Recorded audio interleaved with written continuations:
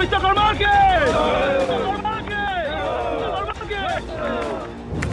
अगस्त 2008 ममता बनर्जी ने सिंगूर में टाटा की परियोजना के खिलाफ विरोध प्रदर्शन शुरू किया।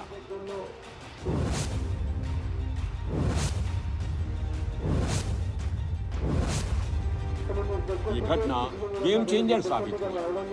पश्चिम बंगाल में 2011 के विधानसभा चुनाव में वामपंथियों का 34 साल पुराना दुर्ग ढह गया। अगस्त 2024 आरजीकर अस्पताल रेप और मर्डर कांड के बाद ममता सरकार चारों तरफ से घिरती दिख रही है। पूरे इस मामले को रफा दफा करने की साजिश ममता बनर्जी ने ही रची। Will not stop our protest. We have asked for permission. We have gone to the High Court. We are waiting for the order. We will continue our protest. It's not just for one day. We will continue it till, our Abhaya gets justice and Mamata Banerjee, our Chief Minister, resigns.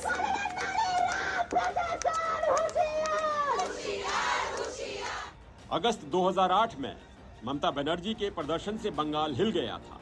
ठीक 18 साल बाद अगस्त 2024 में ममता बनर्जी के खिलाफ बंगाल से आवाज उठ रही है।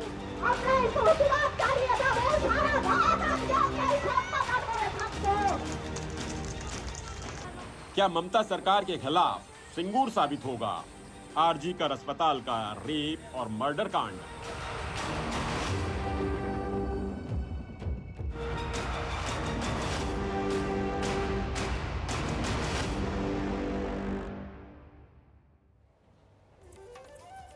नमस्कार, मैं हूं विकास भदौरिया और आप देख रहे हैं खबर पक्की है। कोलकाता रेप और मर्डर केस में जैसे जैसे जांच आगे बढ़ रही है, नए खुलासे होते जा रहे हैं और कार्रवाई का दायरा भी बढ़ता जा रहा है। आज कोर्ट ने आरजीकर मेडिकल कॉलेज के पूर्व प्रिंसिपल संदीप घोष और 4 डॉक्टरों के पॉलीग्राफ टेस्ट को इजाज़त दे दी है। हम आपको विस्तार से बताएंगे जांच कहां तक बढ़ी है। आपको आज आरोपी संजय रॉय के बारे में भी कुछ एक्सक्लूसिव जानकारी भी देंगे। लेकिन शुरुआत करते हैं एक सवाल से। सवाल ये है कि कोलकाता का ये केस ममता बनर्जी के खिलाफ सिंगूर तो साबित नहीं होगा। हम ऐसा क्यों कह रहे हैं, इस रिपोर्ट को देखिए और समझिए।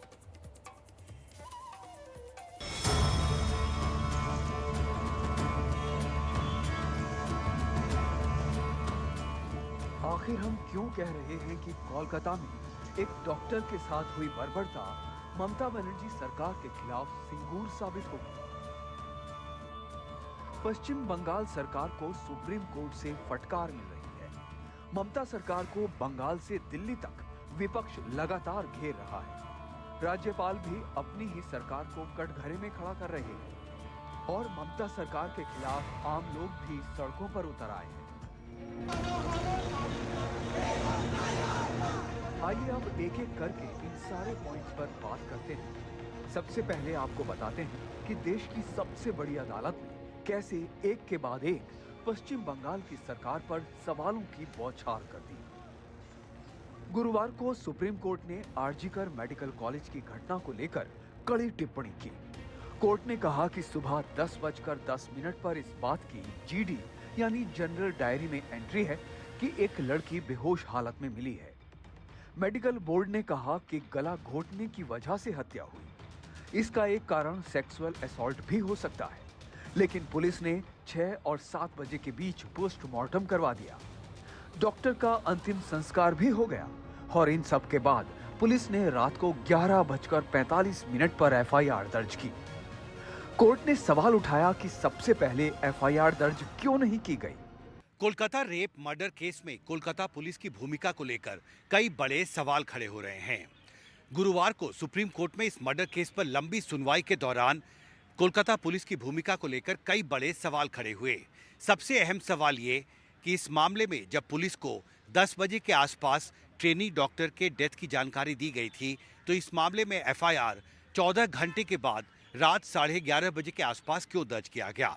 दूसरा, जब ये मामला अननेचुरल डेथ का था, तो क्यों इस मामले में एफआईआर दर्ज होने से पहले ही पोस्टमार्टम होने दिया गया? और तीसरा आरोप सबूतों से छेड़छाड़ का है।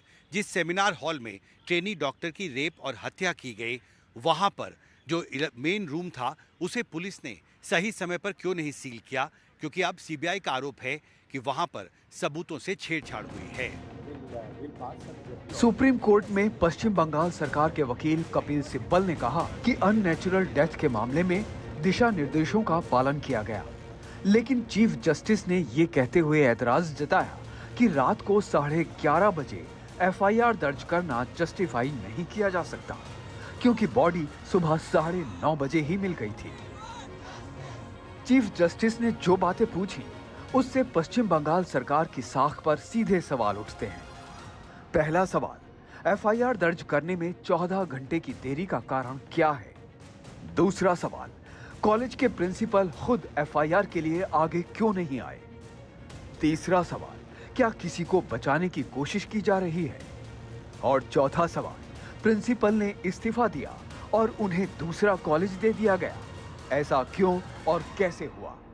पहले सुप्रीम कोर्ट ने कोलकाता रेप मर्डर केस का स्वतः संज्ञान लिया, फिर सीबीआई और पश्चिम बंगाल सरकार से इस रेप मर्डर केस की जांच पर स्टेटस रिपोर्ट मांगी। अब गुरुवार को इस मामले पर करीब 2.5 घंटे तक चली सुनवाई के दौरान सुप्रीम कोर्ट ने जो सख्ती और गंभीरता दिखाई है, उससे साफ है कि अब इस मामले पर सीबीआई की जांच सुप्रीम कोर्ट की निगरानी में आगे बढ़ेगी। कोर्ट ने इस बात पर भी आपत्ति जताई कि मेडिकल बोर्ड ने राय दी कि रेप हुआ है, लेकिन पुलिस डायरी की एंट्री से पता चलता है कि घटना स्थल की घेरेबंदी पोस्टमार्टम के बाद की गई है। कोलकाता केस की सुनवाई के दौरान जस्टिस पारदीवाला ने पुलिस के रवैये पर सख्त टिप्पणी करते हुए कहा कि मैंने अपने 30 सालों के करियर में ऐसा केस नहीं देखा। पोस्टमार्टम के बाद अननेचुरल डेथ रिपोर्ट कैसे दी गई? सहायक पुलिस अधीक्षक का आचरण बहुत संदिग्ध है, उन्होंने ऐसा क्यों किया? कोर्ट में सुनवाई के दौरान सीबीआई ने दावा किया कि घटनास्थल को नुकसान पहुंचाया गया और सबूत भी मिटाए गए।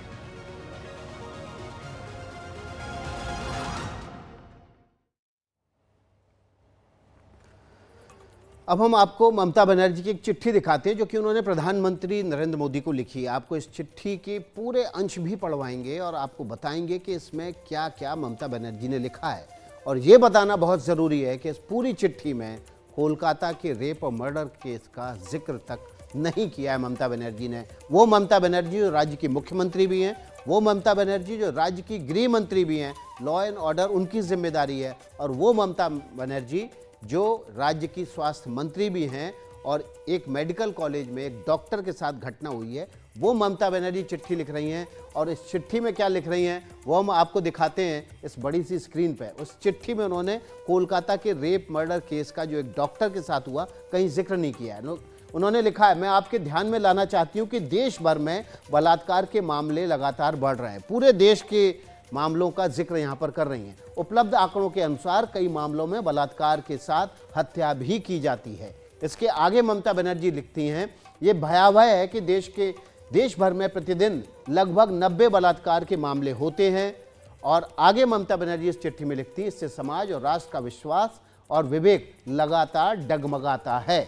आगे वो लिखती हैं, हम सभी का यह कर्तव्य है कि हम इसे समाप्त करें। इस चिट्ठी में प्रधानमंत्री को लिखते हुए उन्होंने आगे लिखा, ताकि महिलाएं सुरक्षित महसूस कर पाएं। ये बात उन्होंने लिखी है, लेकिन इस केस में, इस चिट्ठी में उन्होंने इस केस का जिक्र कहीं नहीं किया है कि एक डॉक्टर बिटिया के साथ उसी मेडिकल कॉलेज में जहां वो मरीजों का इलाज करती थी उसका रेप किया गया और फिर बहुत ही बुरी भयावह अंदाज में उसकी हत्या भी कर दी गई। वो ममता बनर्जी प्रधानमंत्री को चिट्ठी लिखकर देश भर के मामलों पर सवाल उठा रही हैं। अब सवाल क्या उठना चाहिए ये आपके ऊपर छोड़ देते हैं। इस खबर की अगली कड़ी का रुख करते हैं। कोलकाता रेप मर्डर केस में किसी नतीजे तक पहुंचा जाए, इसके लिए जरूरी है कि डीएनए टेस्ट की रिपोर्ट आ जाए। इसी रिपोर्ट से साफ होगा कि वारदात में कितने आरोपी शामिल थे। आपको बताते हैं सीबीआई की जांच आखिर कहां तक पहुंची है।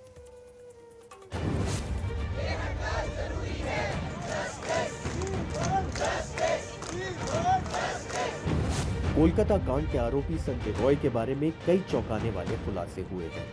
एनडीटीवी की एक्सक्लूसिव जानकारी के मुताबिक आरोपी संजय रॉय ने वारदात के दिन पॉर्न वीडियो देखे थे। उसके मोबाइल में भी कई हिंसक पॉर्न वीडियो मिले हैं। सीबीआई सूत्रों के मुताबिक संजय रॉय अक्सर रेड लाइट एरिया जाया करता था। उसकी 2 शादियों की भी बात आ रही है। संजय की मां ने कहा है कि उसने 1 शादी की थी, जबकि बहन ने 2 शादियों की बात कही है। तो यहाँ पर सेक्स वर्कर्स के लिए, राइट्स के लिए काम करने वाली जो महिलाएं हैं, उनका कहना ये है कि उन्होंने, या जिनको ये जानती हैं सेक्स वर्कर को, उन्होंने संजय रॉय को पहले कभी नहीं देखा। टीवी पर देखकर उनको मालूम चला कि वो इस इलाके में आया था और इस तरह का आरोपी है जिसने इस हत्याकांड को अंजाम दिया है। ये भी कह रहे हैं कि वो भी इस लड़की की हत्या और रेप के मामले में जो इंसाफ की मांग उठ रही है, जो आंदोलन हो रहा है, उस आंदोलन में ये भी शामिल हैं। कोलकाता रेप और मर्डर केस में डीएनए टेस्ट रिपोर्ट भी बेहद अहम है। इस रिपोर्ट से ये साफ हो जाएगा कि वारदात में एक आरोपी की भूमिका है या कुछ दूसरे लोग भी अपराध में शामिल हैं। इस बीच सीबीआई कोलकाता रेप और मर्डर केस की जांच में जुटी है। आरोपी संजय रॉय और मेडिकल कॉलेज के पूर्व प्रिंसिपल संदीप घोष से लगातार पूछताछ हो रही है। जो संदीप घोष हैं, उनसे ये सवाल पूछे जा रहे हैं कि आखिर आपने क्यों जो मृतक लड़की है उसके परिवार को 4 से 5 घंटे बाद जानकारी दी, और उसके बाद 9 अगस्त की दोपहर को 3 बजे मृतक लड़की का शव उसके परिवार को दिखाया।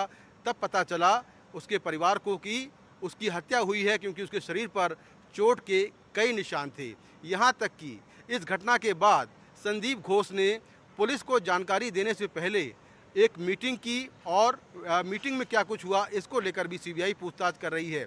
कोलकाता पुलिस को भी घटना के 4 से 5 घंटे बाद जानकारी दी गई और तब जाकर कोलकाता पुलिस ने कार्रवाई शुरू की। ये भी सीबीआई ने कहा कि जो घटना स्थल है उसकी वीडियोग्राफी ना करने के लिए दबाव बनाया जा रहा था, लेकिन डॉक्टरों के दबाव डालने के बाद वहाँ पर घटना स्थल की वीडियोग्राफी की गई। तो इस तरह से सीबीआई ये तमाम सवाल जो संदीप घोष है उससे पूछ रही है। तो मुकेश सिंह सेंगर की आपने कोलकाता से रिपोर्ट देखी। अब कोर्ट ने आरजीकर मेडिकल कॉलेज के पूर्व प्रिंसिपल संदीप घोष और 4 डॉक्टरों की पॉलीग्राफ टेस्ट की इजाज़त दे दी है। ये बात भी मुकेश बता रहे हैं। लेकिन सीबीआई आज संदीप घोष और 4 डॉक्टरों को लेकर कोर्ट क्यों पहुंची और कोर्ट से अपने दफ्तर पहुंच गई? सीबीआई के लिए ये 4 डॉक्टर इसलिए महत्वपूर्ण हैं क्योंकि उन्होंने ही संजय रॉय के अलावा उस महिला डॉक्टर को उस रात जिंदा देखा था। अपडेट के लिए ये रिपोर्ट देखिए। इस वक्त मैं हूं सीजीओ कॉम्प्लेक्स में और यहां पर सीबीआई जो संदीप घोष है और जो उसके साथ में 4 डॉक्टर्स हैं उनको लेकर यहां पहुंच गई है। इन सभी लोगों को लेकर सीबीआई सियालदह की कोर्ट गई थी और वहां पर सीबीआई ने संदीप घोष और जो 4 डॉक्टर्स हैं उनकी जो पॉलीग्राफी टेस्ट है उसकी परमिशन मांगी है, क्योंकि सीबीआई का कहना यह है कि जो संदीप घोष और जो डॉक्टर्स हैं उनके बयानों में विरोधाभास है। इसीलिए जो सीबीआई है वो चाहती है कि इनका पॉलीग्राफी टेस्ट हो। आप देखिए कि ये सामने संदीप घोष हैं और इनके पीछे जो डॉक्टर्स हैं उनको लेकर सियालदह कोर्ट से सीबीआई की टीम लौट आई है और पिछले 7 दिनों से लगातार संदीप घोष से पूछताछ चल रही है। जो सीबीआई है वो लगातार उनसे पूछताछ कर रही है और जो उनका पॉलीग्राफी टेस्ट है अब वो करवाने की तैयारी की जा रही है। दरअसल जो सीबीआई है वो उसको इस बात पर विश्वास नहीं हो रहा है कि आरोपी संजय रॉय अकेले इस वारदात को अंजाम दे सकता है। इसीलिए सीबीआई सच जानने की कोशिश में है कि आखिर उस रात क्या हुआ था, क्योंकि जो 4 डॉक्टर्स हैं उन्होंने मृतक लड़की के साथ में रात में 12 बजे खाना खाया था और उसके 4 घंटे बाद उसका मर्डर हो गया था। तो इन 4 दोस्तों को उसके बारे में क्या मालूम है, क्या बातचीत हुई थी, और जो संदीप घोष है उसको लेकर जो तमाम बातें सामने आ रही कि उसने जो क्राइम सीन है वो डिस्ट्रॉय किया, जो लड़की घर वाले हैं उनसे झूठ बोला और ये बताया गया कि लड़की ने आत्महत्या की है। तो 7 दिनों की पूछताछ के बाद भी सीबीआई अभी संतुष्ट नहीं है संदीप घोष के बयानों से और वो जानना चाहती है कि आखिर सच क्या है। इसीलिए 4 डॉक्टरों और संदीप घोष का जो पॉलीग्राफी टेस्ट है उस पॉलीग्राफ टेस्ट के लिए सियालदह कोर्ट में सीबीआई ने अर्जी डाल दी है और बहुत जल्दी ही इनका पॉलीग्राफ टेस्ट जो है वो हो सकता है। तो सीबीआई इस मामले में लगातार कड़ियां जोड़ रही है और सच जानने की कोशिश कर रही कि आखिर उस रात क्या हुआ था। आप देखिए कि जो संजय रॉय जो आरोपी है और जो संदीप घोष है, दोनों से ही कोलकाता के इस सीबीआई दफ्तर के अंदर लगातार पूछताछ चल रही है और इस इमारत में पहली और दूसरी मंजिल पर सीबीआई का दफ्तर है। ये सामने देखिए यहाँ पर दफ्तर है सीबीआई का और जो संदीप घोष है उसको कोर्ट से लेकर कुछ देर पहले सीबीआई दोबारा से सीबीआई दफ्तर पहुंची है। 4 डॉक्टर भी यहीं पर हैं, उनसे पूछताछ चल रही है। इसके अलावा जो संजय रॉय जो मुख्य आरोपी इस मामले का है वो भी अभी सीबीआई दफ्तर के अंदर है और सीबीआई सच जानने के लिए 4 डॉक्टरों और संदीप घोष का पॉलीग्राफी टेस्ट करवाने की तैयारी कर रही है। कोलकाता से कैमरा पर्सन जीडी शंकर के साथ मैं मुकेश सिंह सेंगर, एनडीटीवी इंडिया। मुकेश की इस रिपोर्ट के बाद छोटा सा ब्रेक लेंगे। ब्रेक के बाद आपको दिखाएंगे video of the day.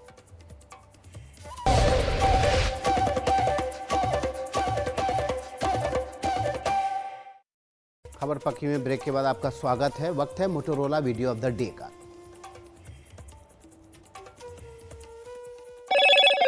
Hello motto. Motorola Razr 50 Ultra comes with Google Gemini. अब आपको दिखाते हैं जंगल से आई एक खास तस्वीर। जंगल से आई ये खास तस्वीर जो कि जबरदस्त वायरल हो रही है।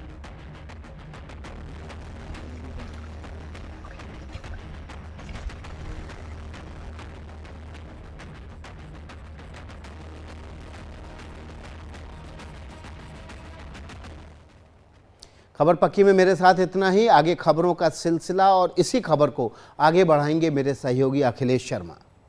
शुक्रिया विकास। और आपको बता दें जो चर्चा आपने भी की है कि क्या ये सिंगूर साबित होगा ममता बनर्जी के लिए, तो इसी पर हम थोड़ी देर में ब्रेक के बाद चर्चा करेंगे। हमारे साथ इस पर चर्चा करने के लिए खास मेहमान मौजूद होंगे। बीजेपी से अनिला सिंह, टीएमसी से मोहम्मद तसीफुर रहमान और साथ ही वरिष्ठ पत्रकार शिखा भी हमारे साथ रहेंगी। लेकिन एक छोटा सा ब्रेक ले रहे हैं, ब्रेक के बाद तुरंत हाजिर होते हैं।